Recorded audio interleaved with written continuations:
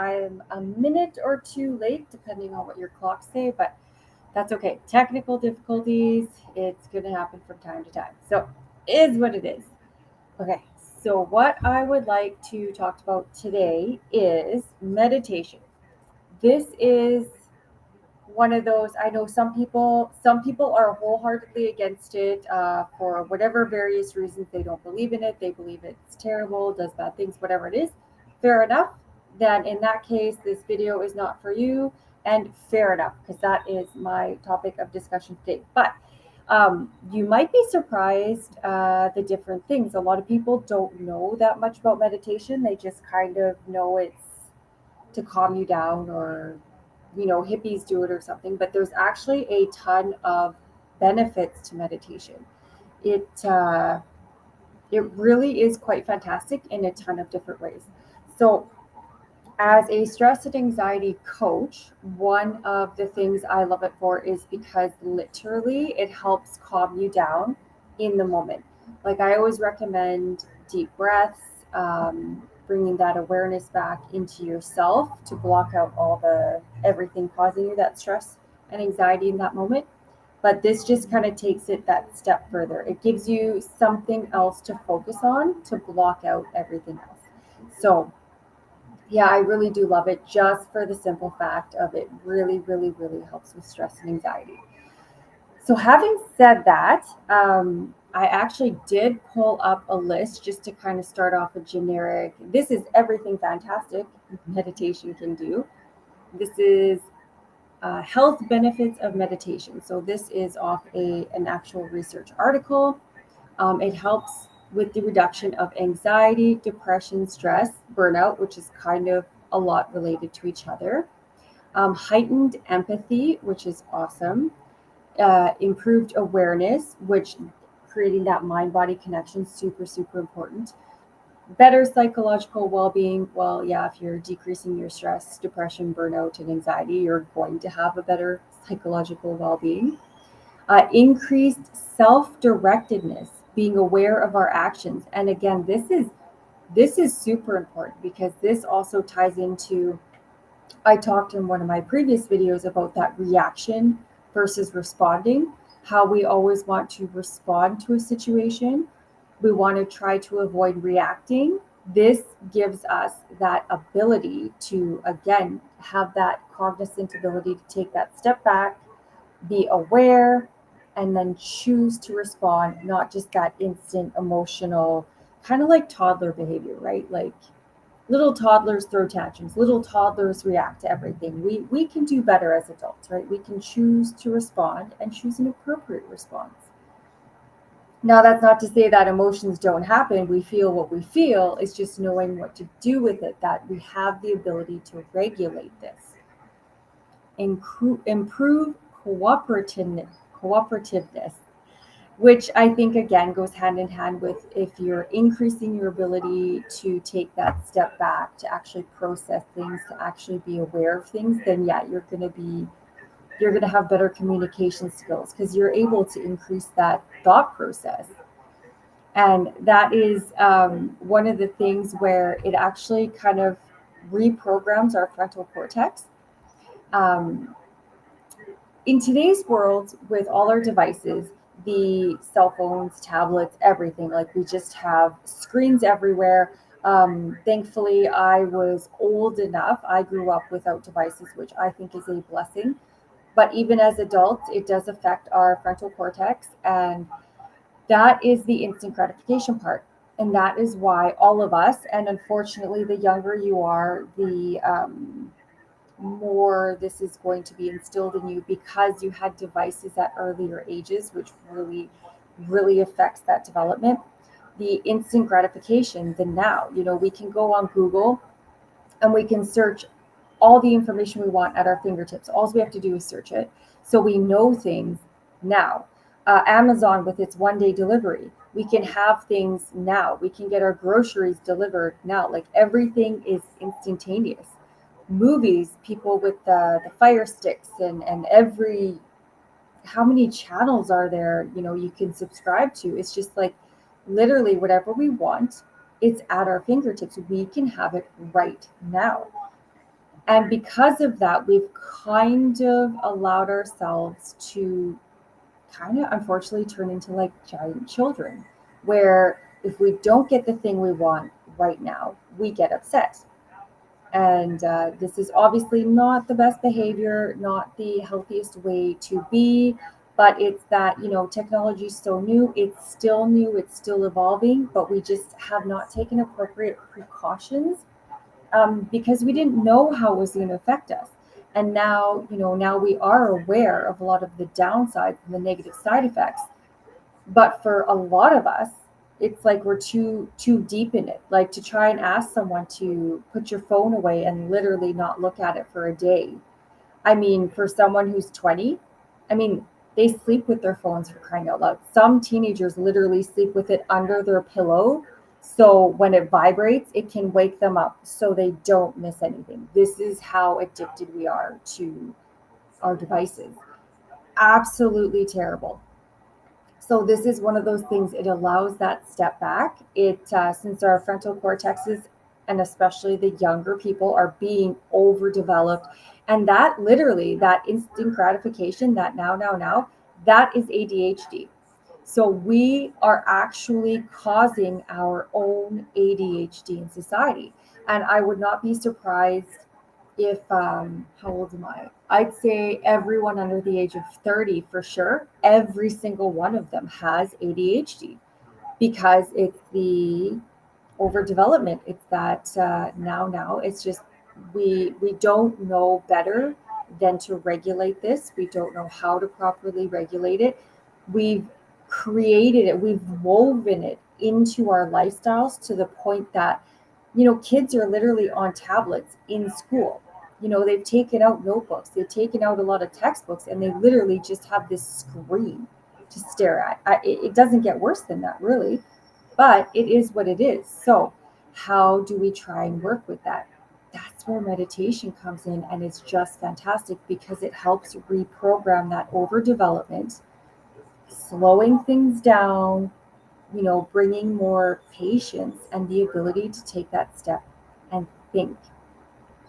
So that was kind of, I don't know if you noticed, that's a little bit of a sore spot for me with just all the devices and everyone. And, oh, I think my kid has ADHD. Well, yeah, he probably does, because I see he's on a device for 10 hours a day. So kind of almost guarantee that. But again, it's how it is. It's a way of life. It's become mainstream.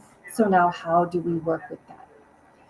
So back to the awesome benefits of meditation. Slowing brain aging. Fantastic. Who wants to have healthy brains when they're old? I sure do. I do not want any sort of brain cognizant impairment. I hopefully will have all my faculties until the day I die. And this is one of those ways we can help improve that, the odds of that. Improve attention, improve innovation. That's engaging that creative side of our brain. Better problem solving, that creative side of our brain, allowing our brains to calm down enough to engage the creative, to actually engage the thinking, to problem solve, to be creative in innovating and all that. Mental health conditions following trauma. That I'm going to put that in the same category of the having that healthy mindset, having that ability to, have the logical thinking, the creative thinking, like that problem solving. Okay, this happened. How do I deal with it now? Instead of just being stuck in that victim mode, how do I get better? How do I improve myself? How do I uh, problem solve that, right? So that, which is huge because so many people, I mean, there's traumas everywhere nowadays. So this really does help with that. Strengthen immune function. That's I'm going to assume just by lowering stress and anxiety. I'm not fully sure on how that happens, but again, if we're lowering stress, we're lowering anxiety, we're lowering overwhelm and all of that, all those things really deplete our immune system. So if we're lowering and getting rid of that, then naturally our immune system has to be better. So that's fantastic. We already covered stress, improved sleep. Again, it's all tied into that. If we're getting rid of stress, we're lowering the anxiety and all that. We are naturally going to sleep better. It's fantastic. Again, panic attacks, that's getting rid of the anxiety. Increased work satisfaction. This is one of those points I love because it does go in with when you decrease your stress, when you learn how to manage your stress. Again, stress and anxiety management coach, you naturally are more productive. That's one of the beautiful parts about, getting control of our stress and anxiety. You are more productive. You're more productive at work, you're more productive at home. It's like no matter what task you want to do, you are doing it better and more efficiently. It really is fantastic. Reduction in chronic pain, reduce hypertension. Hypertension, that's like high blood pressure. Again, a lot of us, high blood pressure is caused by stress and anxiety. Do you see? Like, this is one of those things where, like, one day I'm going to put out a video and I'll have to have it in conjunction with something else. All the horrible things stress and anxiety can do to us, because honestly, it is shocking. It is a ton, but that is for another day. And lower the risk of cardiovascular disease. Again, stress and anxiety, if we're lowering that, the risk of heart issues have to lower. How many times do you hear people say things like, oh, okay, calm down, you're going to give yourself a heart attack, calm down, you're going to give yourself a stroke, right? Because stress, again, it increases the blood pressure, it elevates cortisol, which is an inflammatory thing, which can affect the heart. And, well, honestly, inflammatory issues affects our entire body, all of our organs, everything. But like, it's all tied together, right? So it really is pretty fantastic. So this is one of those where, if you are thinking, if you don't have any hate for meditation, or you're not completely opposed to it, I highly, highly recommend giving it a try. There are so many reasons. It is just so fantastic. The one of the best parts, and this is about one of the best parts about all of our devices and having the internet and all this wonderful stuff, is, I know for myself, I just go on YouTube. There are endless, countless options on YouTube for meditations. I personally always recommend people do guided meditations with music in the background. I still prefer that because that way, just in case anything happens, a lot of people have pets, they have kids. Maybe you live in a noisy part of town. Having that music as the background gives our minds something to focus on. Well, the guided part, the talking. So we have two different things to focus on, which is enough to, we'll say, occupy our minds, to give them that focus where, if we hear something else, we're not being, our attention's not over there, and it's not over there, and it's not going over there, right? So that's what I always recommend, the guided meditation with music. And there are endless options of the time frame. I have seen meditations as quick as 3 minutes. 5 minute meditations are quite common. 7, 10, 15, 20, it goes all the way up. I have seen an 8 hour heal while you sleep meditation. 8 hours. So whatever your time frame is, they have a meditation for you. So this, I don't have time for that, literally is not a thing with this. You can pop on Google 5 minute stress release meditation or whatever. And that's another fantastic part about our beautiful internet and YouTube, is there are countless types of meditation. Meditation for stress, meditation for anxiety, meditation for stress and anxiety, meditation for depression, meditation for growing wealth, meditation for forgiveness, meditation for confidence, meditation for sleep, morning meditations to have a good day, like gratitude. It's just whatever you are struggling with, there's a meditation for that. Whatever you would like to improve, there is a meditation for that. It is really quite wonderful. So, this is, if you would like to get into meditation, if you've been thinking about it, there really is no excuse not to do it. There's every type in the world, there's every length of time in the world. Just Google one, listen to it. And honestly, I will say, you also want to find one where the person's voice agrees with you. I know there's one lady, I can't remember the brand it is, but her voice is a little nasally, and for whatever reason, it just really puts me out. I just can't stand it.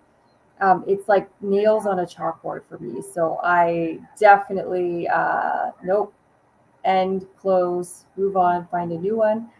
So don't feel like you just the first one you find you have to listen to. There's, female voices, male voices, all the ranges. So find something you like, find something that you find soothing and give it a go. And like I said, all the types, all the times, there really is no excuses for this one.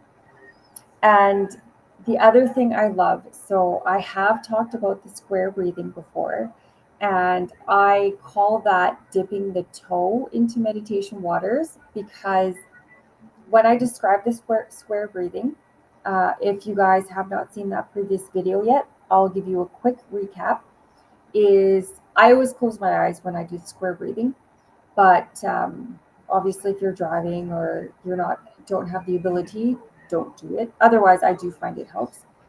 And it's just breathing in for 4 seconds, holding for 4 seconds, breathing back out for 4 seconds, and then holding that for 4 seconds. So literally a square of 4 seconds.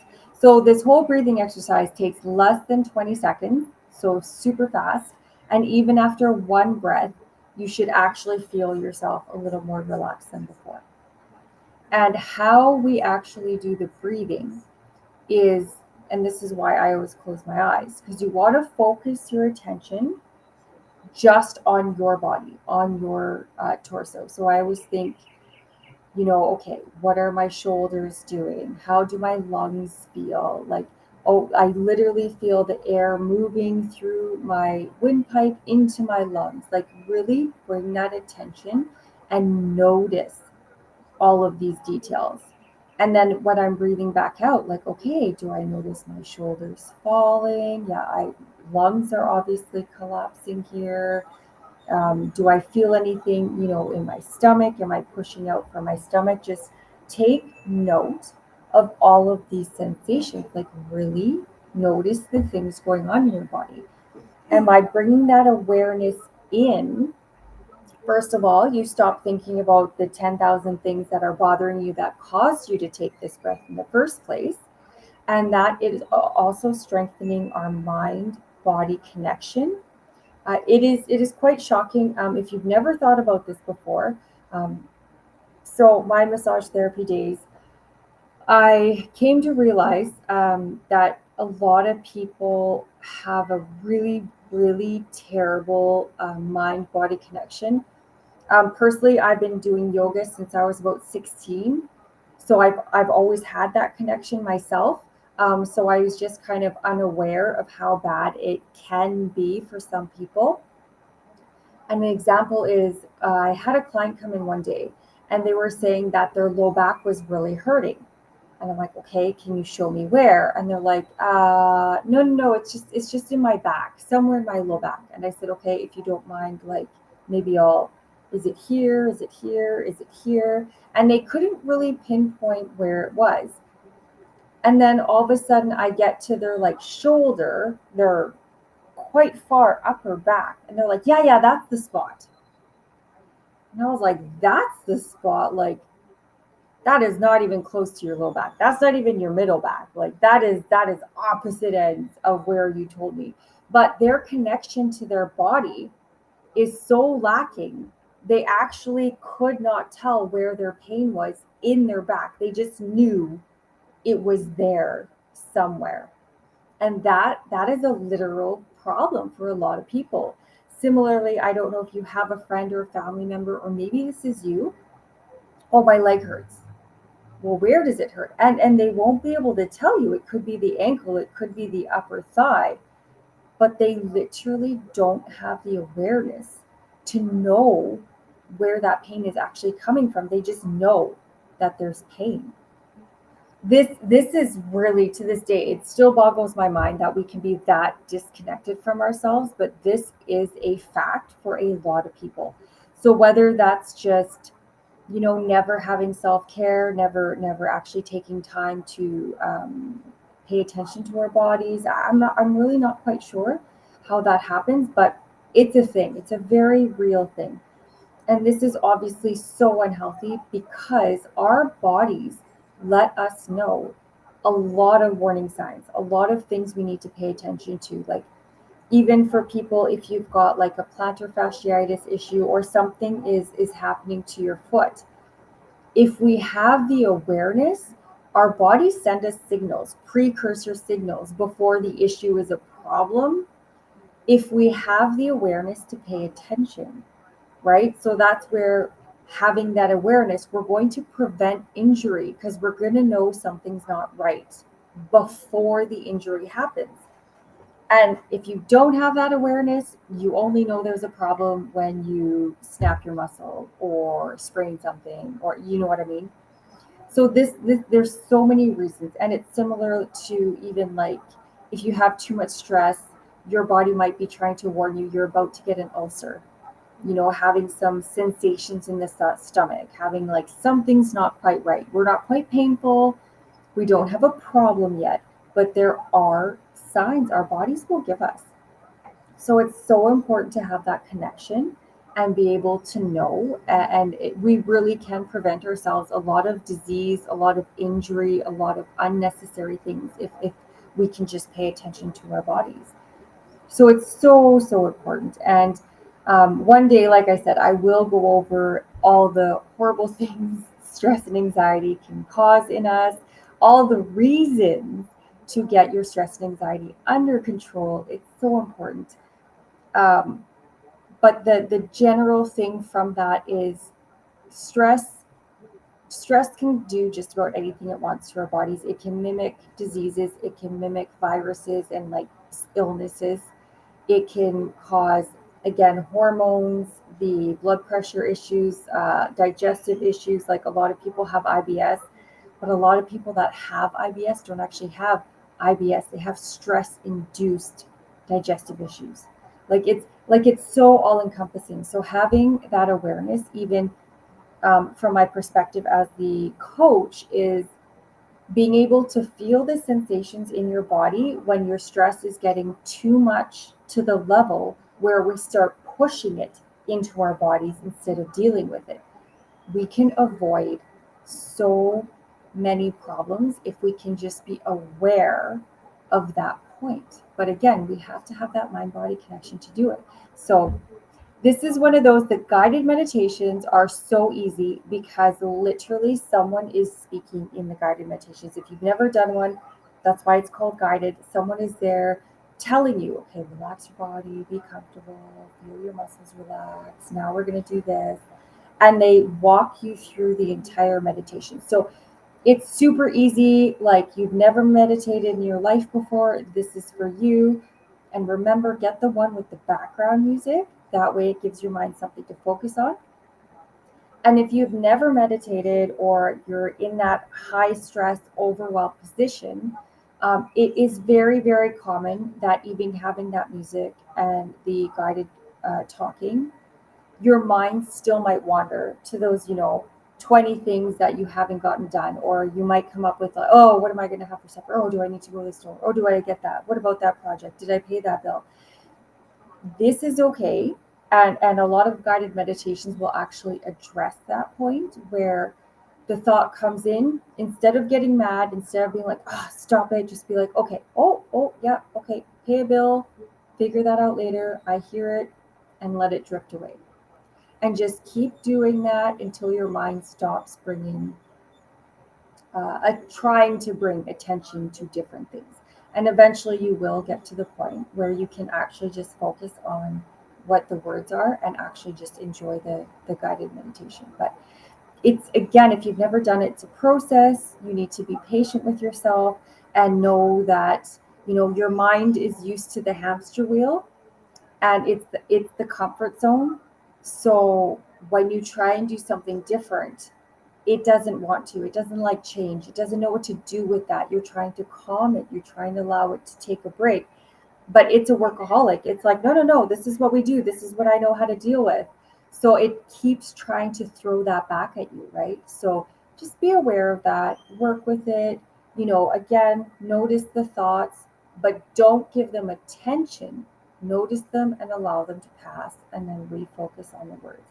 That's as simple as it is. And even if you do that, 100 times, and it takes the 100 times to just kind of start like hearing less and less thought, that's okay, because it's all a process. It's all in the journey, right? Like, again, you don't learn to ride a bike, you don't just get on and go. You fall off a couple times. The toddler, how long does it take to from just standing wobbling till they're off and running? It's not overnight. It takes practice. You have to build those muscles. You have to build that routine, and your mind has to accept that. Okay, this is going to continue to happen. This is something we're actually doing. Okay, I better get used to it, and it will. So just keep doing it. Again, new habit takes about 3 weeks. So keep on keeping on.